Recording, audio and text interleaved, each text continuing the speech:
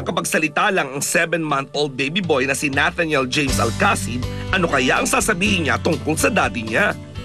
Pero dahil hindi pa kaya ni Baby Nate, let's let his mom do the talking. He's a very good father.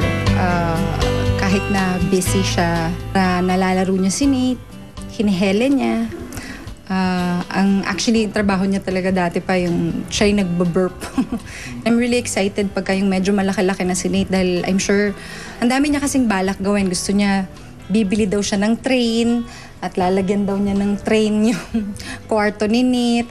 Si Ogie, medyo siya talaga yung nagsuspoil. Pagka yung inaaway na ako, anak ko, kukunin niya na agad. Tsaka si Nate, sobrang gusto siya talaga. Siguro nami-miss din siya talaga. Lagi siyang pag nandyan, kahit tulog tatay niya, pupuntahan niya talaga, tas ikikiss niya, dadaganan niya.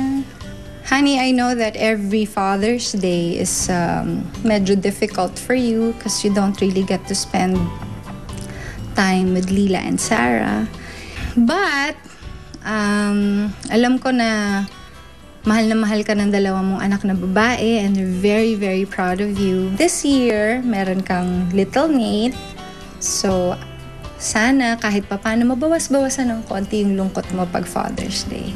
Anyway, I love you very much and I'm very, very, very proud of you at sa lahat ng mga accomplishments mo. Thank you for being so patient with me, for always supporting me. We love you very much. Ang asawang ipinagmamalaki ni Regine Velasquez at ang amang magpapalaki sa isang napakabuting batang lalaki. Live na live ngayon sa Showbiz Central. Please welcome on the show one of the busiest stars today, Mr. Ogie Alcacid. Thank you, Raymond. Salamat sa Showbiz Central. That was really, really nice. Thank you for being here. I know your schedule is a bit intense. Alam ko napakaraming pelikula, TV shows. And by the way, congratulations sa success ng Boy Pick Up the Movie. Yeah! Certified hit. Salamat, Raymond. And salamat sa lahat ng mga nanood. Lahat ng mga magagandang reviews from the critics, from the press. Nakakataba ng puso. Lahat ng mga nagtutweet ng mga nanonood. Manood pa kayo. Dahil meron pang time today, Tuesday, walang pasok. Yes. Bukas, huwag na rin kayo pumasok. At sinabi nga dun sa Twitter, pag kayo bad mood about the Pacquiao fight, manood na lang ng Boy Pickup. Parang good vibes ulit, diba? Thank you, thank you. Yes. Salamat, salamat. And of course, dahil malapit na ang Father's Day, Kuya Ogie, we're gonna tell your story through, of course, the photos of baby Nate, who I know is just turned 7 months old. And ito ang first photo natin right here. Of course, stolen from Miss Regine's Instagram. Right there. Oh. Baby Nate. There you go. Alam mo yung Happy asawa, baby. Yung asawa ko talagang ano yan eh. Yan ang kanyang, bukod sa mag-tweet tungkol sa Boy Pick Up the Movie. Instagram. Yan ang preoccupation niya. Kaya nga feeling ko close na kami ni Baby Nate dahil bawat galaw niya nakikita ko sa Instagram ko. But Kuya Ogs, what's the biggest change na nagawa sa buhay mo ni Baby Nate? You know, si Nate is a huge source of joy, no?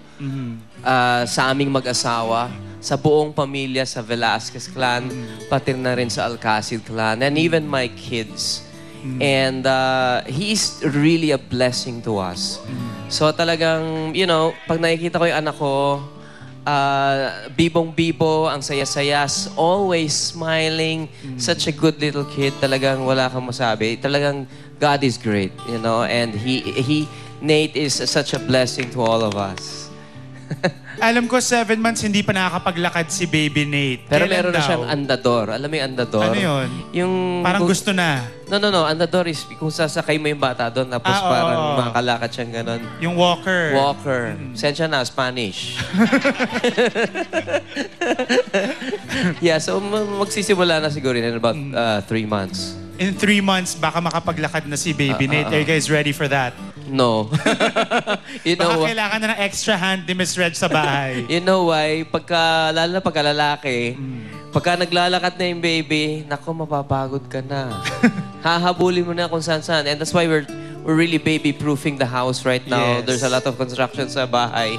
Ginagawa yung kwarto niya. Ginagawa yung kung saan siya pwedeng masaktan, inaayos-ayos namin. You know. Lahat yon. Now, kanina kung nakita natin yung mga happy photos ni Baby Nate, ito naman ang second batch of photos right here. Pagod. Sleepy. Stress. Boom. Boom. Ayan. Ayan. Kita mo naman, ganyan. Sabi ng asawa ko, kung paano matulog daw yung anak ko, ganun din daw ako. Kasi medyo patagilid ako matulog, medyo malikot ako matulog. So, anong problema na anak ko dyan? Ayun. But ever since Nate was born, Miss Reg has been saying that you've been very busy. Yeah. And I know that she stays at home while you work.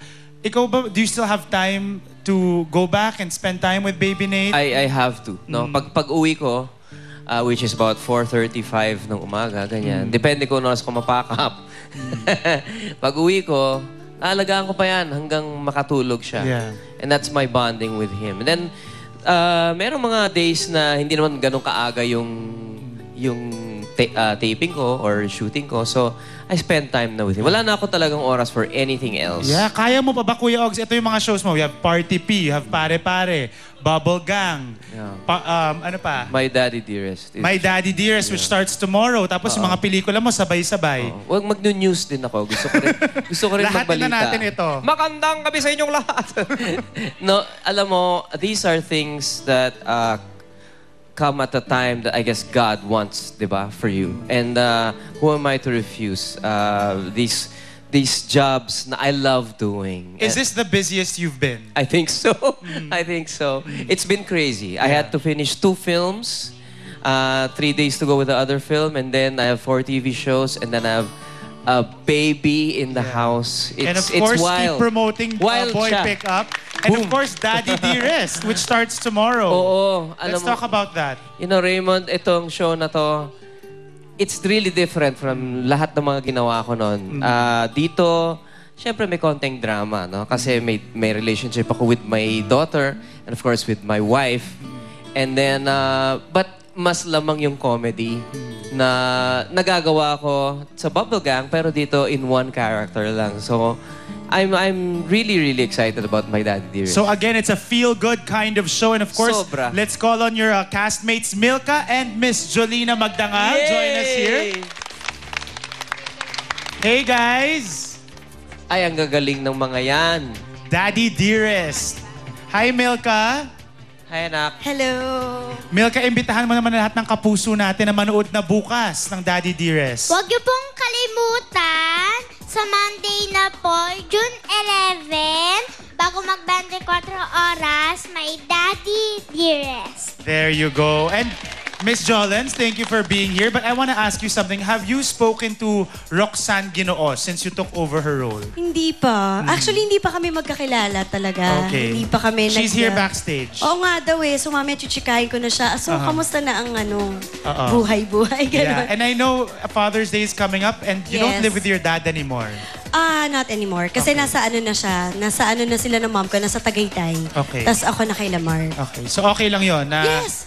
Yes. bukod na kayo. Kasi ano naman kami, nagte-textan paminsan-minsan. Pero nami-miss ko pa rin siya. Pero in a way, naka-adjust na rin ako ng konti.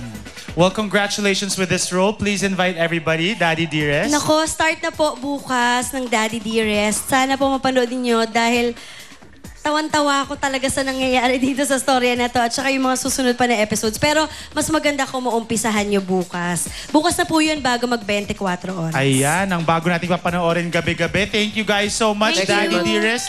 Bukas na po yan, mga kapuso. Up next here on Showbiz Central, Sara Labati sa Don't Lie to Me. Gaano katotoo na siya daw ang cause ng breakup ni na John Prats at Bianca Manalo. Tutok lang dito sa Showbiz Central.